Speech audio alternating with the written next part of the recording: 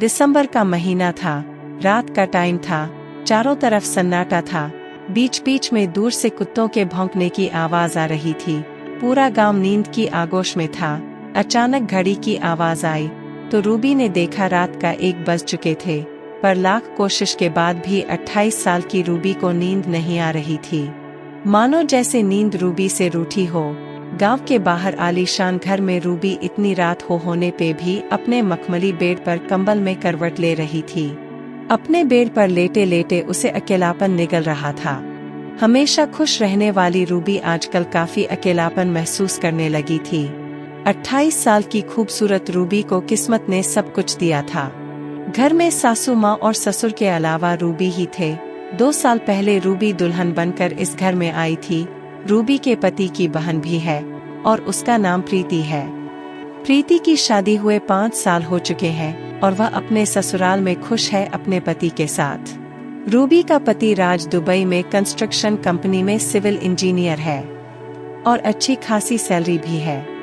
Dubai में काम करने के कारण 2 साल बाद ही इंडिया का चक्कर लगाता है। लास्ट टाइम राज 8 महीने पहले घर आया था। रूबी और राज की अरेंज मैरिज हुई थी। रूबी भी अच्छे खानदान से है। उसके पिता की सरकारी जॉब थी और उसके 2 और भाई हैं, जो कि अभी रूबी से बड़े हैं। रूबी पढ़ने में अच्छी थी तो घर वालों ने कंप्यूटर्स में डिग्री करवा दी।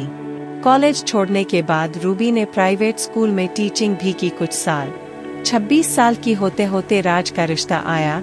रूबी के घर वालों ने देखा अच्छा परिवार है, लड़का अच्छा कमाता है और गांव के बाहर आलीशान घर भी है, जमीन भी अच्छी है, तो उन्होंने ने झट से हाँ कर दिया। रिश्ते को रूबी पहले थोड़ा ना नुकर की, पर जब राज को देखा और बात की तो रूबी को राज पसंद आ गया और उसने हाँ बोल दिया शादी के लिए।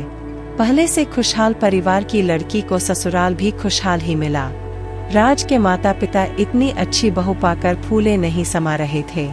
शादी के बाद रूबी अपने ससुराल में अच्छे से सेट हो गई। इतना अच्छा ससुराल और पति पाकर रूबी अपनी लाइफ में खुश थी। ससुराल में कोई खास काम नहीं था जो रूबी को करना पड़ता। घर की सफाई के लिए गांव से लड़की आती थी, बस खाना ही बनाना होता था, जो कि रूबी और इसकी सास दोनों मिलकर बना लेती थी। ससुर अपने खेतों के कामों में बिजी रहता था। रामू घर का नौकर था जो कि 22 साल का था। रामू का काम भैंसों का दूध निकालना, चारा डालना और खेतों का काम करना था। शादी के 1 महीने बाद राज वापस दुबई चला गया। उसके जाने के टाइम रूबी राज से लिपटकर काफी रोई थी। राज के जाने के बाद रूबी बहुत उदास हो गई।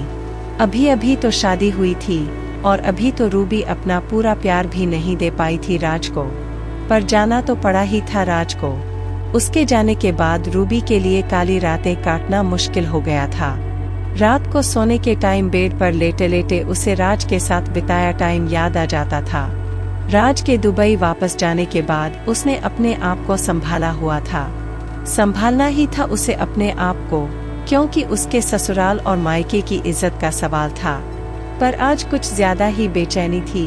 इस बेचैनी का कारण थी राज की बहन प्रीति, यानी कि रूबी की ननद और उसका पति हरजीत। राज की बहन पिछले दिनों मायके आई थी। हरजीत के साथ महीने में 1-2 बार वह अपने मायके में मिलने आ जाती थी। रूबी और प्रीति की अच्छी बनती थी। दोनों की उम्र में 1-2 साल का ही तो अंतर था। प्रीति का ससुराल 20 किलोमीटर दूर ही तो था। वो सरकारी टीचर था।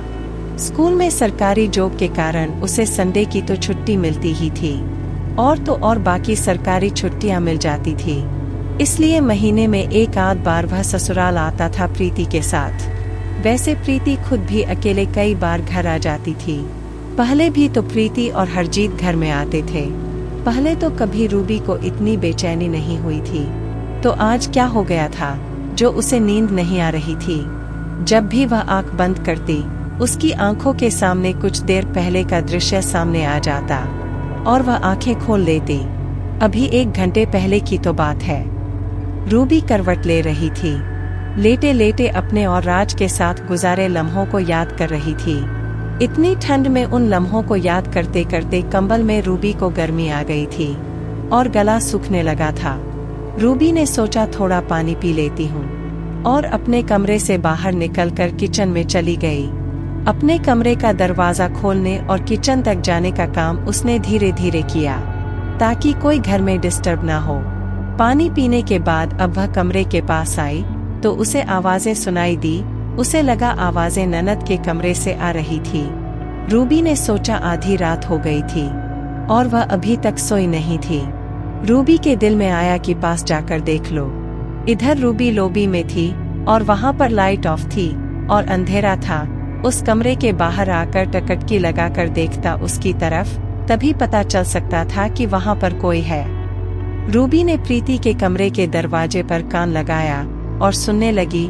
रूबी न जाने क्यों वहां से हिल नहीं पाई और उसका मन किया कि थोड़ी देर और रुक जाए। रूबी ने कभी किसी की ऐसी आवाजें नहीं सुनी थी।